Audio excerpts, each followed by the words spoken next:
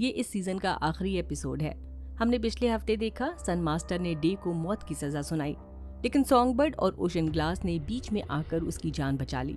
अब डे भागा नहीं बल्कि सीधा सन मास्टर के सामने खड़ा हो गया, उसे मार दिया और उसके स्टाफ के रोबोट का सिर उतार लिया, क्योंकि डे का प्लान है कि वो फिर से डेमिर्जेल के साथ मिल जाए। फिर वो धीरे धीरे चलकर इंपीरियल पैलेस की तरफ निकल पड़ा। उधर उसका भाई डस्क पूरी तरह मेंटली टूट गया। उसने अपना नेबुकुला वेपन चला दिया और क्लाउड डोमिनेंट, क्लेरियन और मैडन सब पर अटैक कर दिया, सिर्फ इसलिए क्योंकि उनके लीडर्स ने उससे बोला कि ट्रेंटर को म्यूल के हवाले कर दो ताकि म्यूल का डिस्ट्रक्शन रुक जाए। सब लोग इस शॉक से रिकवर कर ही रहे थे कि तभी डेमिर्जेल इंपीरियल लाइब्रेरी में केल से मिलने गई। डेमिर्जेल कंफ्यूज थी कि उसे म्यूल को सपोर्ट करना चाहिए या सेकंड फाउंडेशन को। केल ने सीधा जवाब नहीं दिया, बस ये बोला कि कोई फैसला तभी लेना जब तुम श्योर हो जाओ कि अंपायर के लिए कौन ज्यादा यूजफुल होगा, म्यूल या गाल। अगर गाल की बात करें तो वो डिजिटल सेल्डन से मिलती है और उससे प्रॉमिस करती है कि अगर वो हेल्प करे तो वो उसे एक फिजिकल बॉडी दे देगी। इन दोनों का प्लान है कि वो म्यूल के स्पेस स्टेशन पर हमला करें। चलिए देखते हैं आखिरी एपिसोड में क्या हुआ। न्यू टर्मिनस पर गाल, प्रिचर, टॉरन, लेडा, जेरा, मैग्निफिको और इब्लिंग सब लोग रेडी हैं म्यूल के नए स्पेस स्टेशन में घुसने के लिए। इनकी मदद कर रहा है डिजिटल सेल्डन। टॉरन बोलता है कि हाँ, म्यूल को मारना सबसे बड़ा गोल है, लेकिन बेटा को बचाना भी उतना ही जरूरी है। प्रिचर सीधी बात करता है, हाँ ट्राई करेंगे, लेकिन कोई झूठी गारंटी नहीं दूंगा। वो बस प्रॉमिस नहीं करना चाहता जिसकी श्योरिटी ना हो। इसके बाद प्रिचर और गाल अपनी आखिरी किस शेयर करते हैं, क्योंकि दोनों को पता है आगे क्या होने वाला है। फिर डिजिटल सेल्डन सबको, यहाँ तक कि वॉल्ट को भी उठाकर स्ट्रेटोस्फीयर में ले जाता है ताकि वो लोग स्पेस स्टेशन के अंदर खामोशी से घुस सकें। अंदर जाते ही डिजिटल सेल्डन गार्ड्स को डिस्ट्रैक्ट कर देता है और बाकी सारे लोग इनबुर्ग के ऑफिस की तरफ निकल पड़ते हैं, क्योंकि म्यूल वहीं है। लेकिन जैसे ही वो लोग अंदर एंटर होते हैं, प्रिचर अलग हो जाता है। उसका मिशन क्लियर है, बेटा को ढूंढना और बचाना। वो ग्रुप को बोलता है कि मिशन पूरा करने के बाद वो इनसे वापस मिल जाएगा। बेटा और डॉन दोनों सो रहे होते हैं, तभी अलार्म बजने लगते हैं और ये दोनों होश में आ जाते हैं। बेटा फौरन दरवाजा खोलने की कोशिश करती है जहां इन्हें बंद करके रखा गया था, और हैरानी की बात है दरवाजा खुल भी जाता है। बेटा डॉन को लेकर भागने की कोशिश करती है, लेकिन डॉन मना कर देता है। वो कहता है, मैं चल नहीं पाऊंगा जैसे पहले चलता था, तुम्हें स्लो कर दूंगा, तुम्हारी जान खतरे में डाल दूंगा। इसलिए दोनों अलग होने का पेनफुल डिसीजन लेते हैं। बेटा गाल और बाकी टीम की तरफ निकल पड़ती है और डॉन रिकवरी रूम में ही रुक जाता है।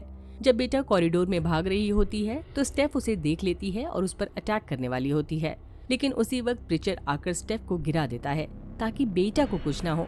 प्रिचर बेटा को बताता है कि टॉरन जिंदा है और वो बेटा को वहाँ पहुँचने में मदद करेगा, जहाँ से डिजिटल सेल्डन उसे वापस न्यू टर्मिनस ले जाएगा।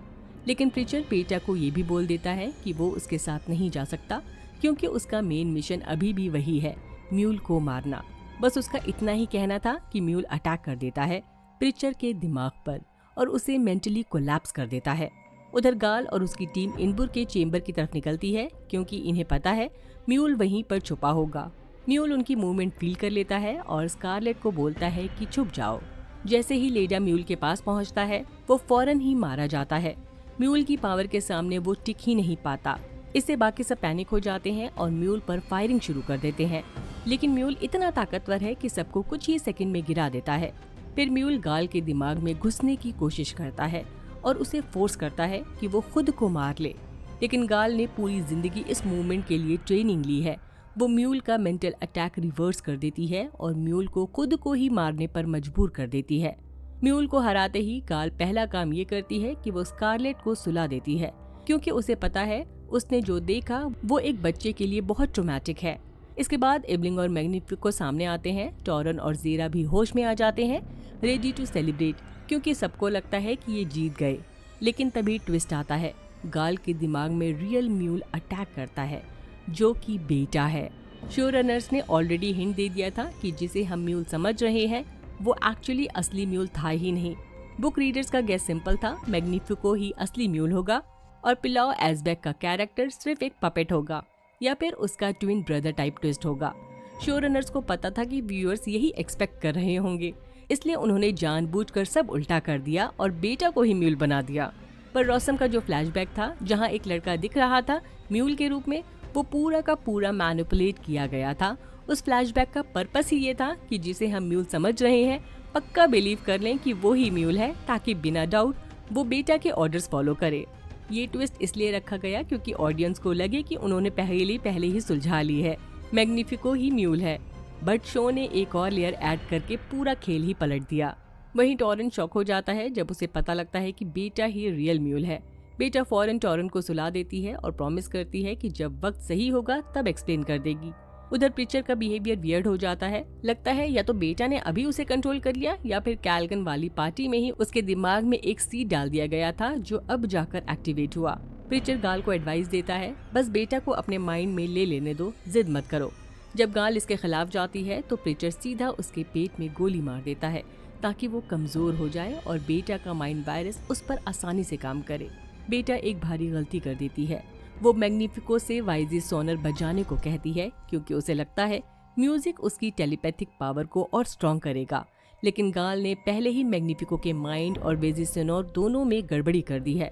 इसका मतलब म्यूजिक बेटा को ताकतवर नहीं बनाता बल्कि गाल की पावर्स को बूस्ट कर देता है।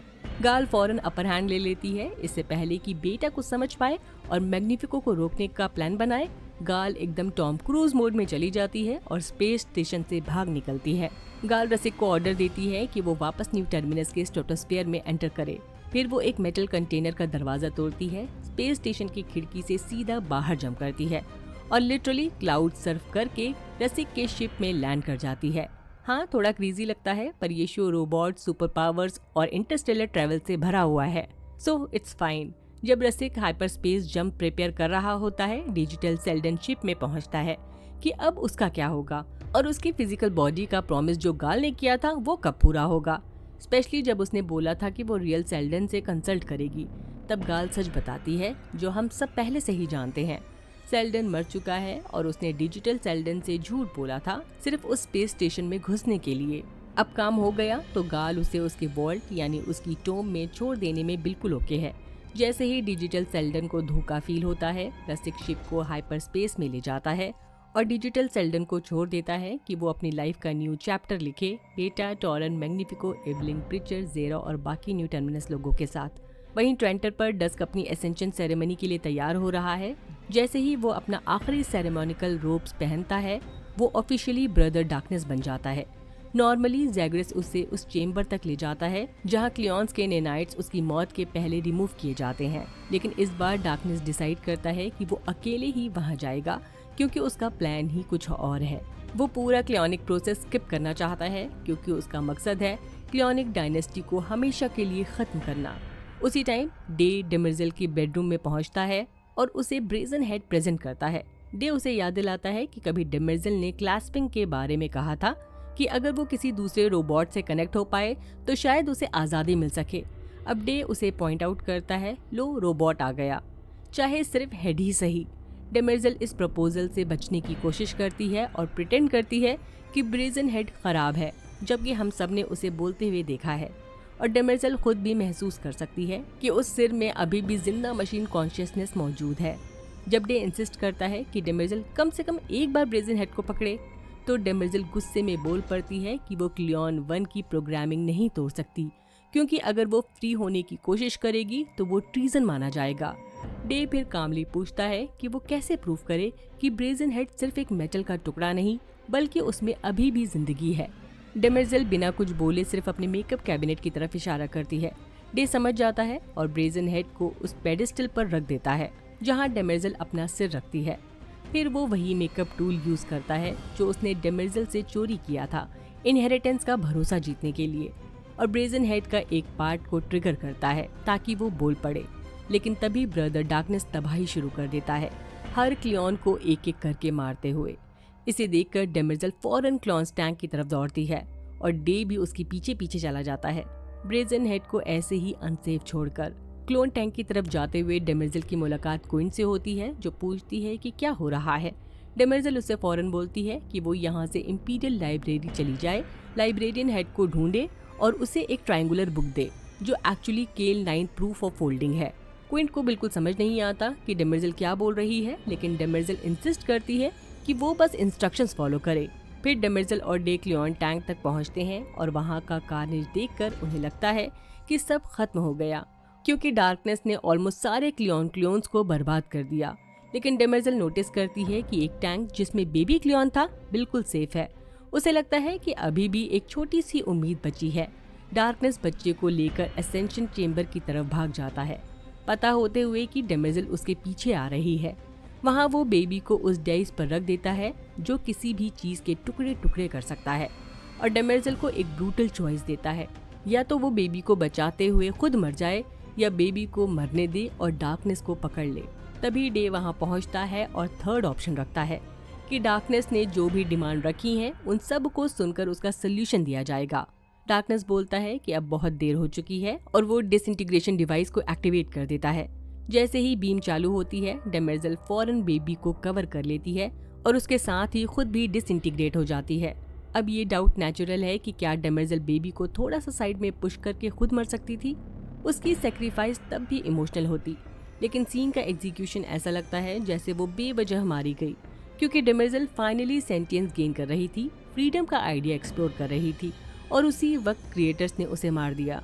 डे अपनी आंखों के सामने पूरा माइसोजन मिशन टूटते हुए देखता रह गया। डार्कनेस बिना किसी इमोशन के डेमेर्जेल के सीने से प्राइम रेडियंट निकालकर बिल्कुल नॉर्मली वहां से निकल जाता है। डे बस शॉक में जम जाता है, बिकॉज सारी मेहनत, सारे सेक्रीफाइसेस और डेमेर्जेल की न्यूली फाउंड ह्यूमैनिटी सब वेस्ट हो गई। शॉक धीरे धीरे गुस्से में बदल जाता है और डे गुस्से से डार्कनेस की तरफ दौड़ पड़ता है, उसे बुरी तरह पीटने के इरादे से। बट प्रॉब्लम ये है, डार्कनेस के नैनाइट्स अभी भी एक्टिवेट हैं। डे के नैनाइट्स माइसोजन जाने से पहले ही रिमूव हो चुके थे। सो जब डे घूंसा मारता है तो पंच बिल्कुल भी असरदार नहीं होता।